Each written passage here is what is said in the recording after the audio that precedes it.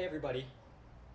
In the single arm strict press, whether you're doing it with a kettlebell or a dumbbell, barbell, no matter where you're starting from in the rack position, what you're doing with it, as long as you're pressing overhead without using leg drive, there are certain, let's say, leverage or balance elements that have to be observed if you're trying to press a certain way. So, for example, in the very early 1900s, when the military press was a contested, Olympic lift, one of the contested lifts and weightlifting events, you did have to stand with your heels completely together. Now, obviously, especially with a very heavy weight, you're not going to be able to, lean to the side very easily with your heels together. The elbow was taught to be kept forward, sometimes even inside the line of the shoulders, and with a dumbbell, what you would do is the elbow would actually be pushed forward slightly, so it's almost more of a tricep extension. And sometimes people would adjust the grip on the dumbbell or add a heavier weight to this end, if it's adjustable, in order to kind of help with that leverage. Now, if you're just doing a strict press, which would involve simply not using that leg drive and not continually leaning away from the weight, like a side press, or simply the weight staying in place and you bending away from it like a bent press, the width of your stance is going to entirely depend on your shoulders and your elbows, kind of like the groove of your press. So if you do press very wide outside the line of your shoulders, right? If you press and your elbow is pretty much at a 90-degree angle here, it's completely parallel with the line of your shoulders, again, this isn't going to work, because even with a lightweight here, I'm not going to be able to maintain this position very well. So leverage-wise, what you're going to want to do is, as you reach the sticking point, you're going to want to line up your ankle and your hip under your elbow. Now, I have long arms. This is, again, a very, very wide press groove. This is about as much bend or lean I would expect to see in a strict press for this reason, just because this is where I need to get to for that leverage advantage to occur, for me to, again, keep safe, keep tight, just make sure that the balance kind of works, I'm not fighting myself. Again, like for heels together, you are going to have to press very, very close. For most people, I wouldn't advise going that wide. It just doesn't seem to be the most comfortable or healthy on the shoulders for most individuals. I'm not saying you shouldn't do it, but I tend to teach in more of a 45-degree angle. So between here, about halfway.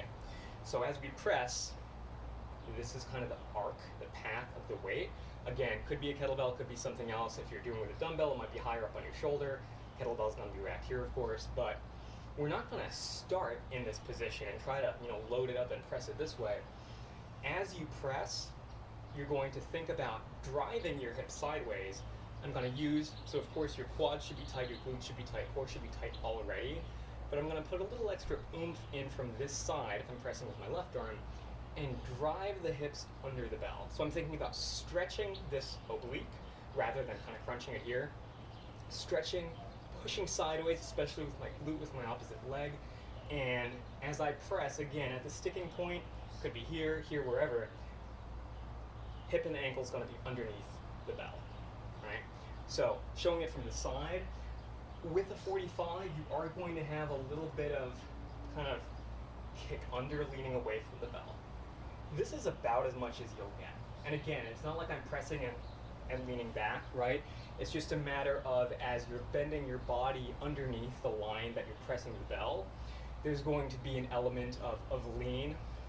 Think of it as leaning into the path of the weight rather than away from the weight. Because again, this is not necessarily going to be stable, whereas this will be, right? Second point about kind of direction and press groove would be head and eye position. So, sorry, I always tend to do these videos when it's really hot out, so I'm always like making personal adjustments. I think that maybe too many people try to press with their eyes straight ahead, and even worse, I don't know if it comes from like an Olympic lifting kind of inclination where you push your head forward, but some people even try to press dumbbells and kettlebells single arm and kind of end up looking down, right? So I would say, again, for most people, again, there's nothing wrong with this, but try this, see if it feels more comfortable. Watch the bell as you press, just don't start that way. So if I have, again, kettlebell in the rack, dumbbell might be here, or barbell, if I'm here, I'm not going to look down at the weight as I'm holding it. That's going to cave my posture in. I might lose the weight forward, right? But I will look straight ahead. As I get to my eye level, I'm going to turn and just with my eyes look at the weight. I'm not going to follow with my head necessarily, but I'm just going to look, eyes go up, kind of following the weight as you press it. This is a reflex. This is something of a trick in terms of groove. Powerlifters use it in the bench press, right? If I'm bench pressing, I'm going to keep looking at the ceiling as the bar comes down to my chest. I'm not going to do this, right? It'll cave my shoulders in, my upper back arch. Keep looking up, and as you press, as you hit the sticking point, wherever that is, you would look down just with your eyes, kind of see the bar, follow it up with your eyes. Same thing with the press here. I'm not going to cave in, looking straight ahead as I press. I'm just going to look at it, follow it up with my eyes. Depending on if you're being, judged on this movement, whether it's for a certification or something else, maybe you wouldn't want to kind of watch the whole way and end up looking up at the top. I don't see a problem with that. The only kind of safety precaution would be if I do end up looking up at the top, that might make some people want to lean back too far, right? But yeah, so watching it, and you can come back to neutral at the top, right? So it would be here, straight ahead, watching, coming back to center. So remember, corkscrew your feet, lock in your quads, glutes, abs, everything. Think about that leverage positioning of where's your friendly press groove with your elbows. Set up your stance width and where your hips and core are going to end up underneath the path of the bell. Make sure that you're bending into the path of the bell rather than leaning away from it. And just kind of keep your eye on the bell path and see if that helps. Those are kind of the basic adjustments I tend to make for single arm strict presses. They tend to help, so give it a shot.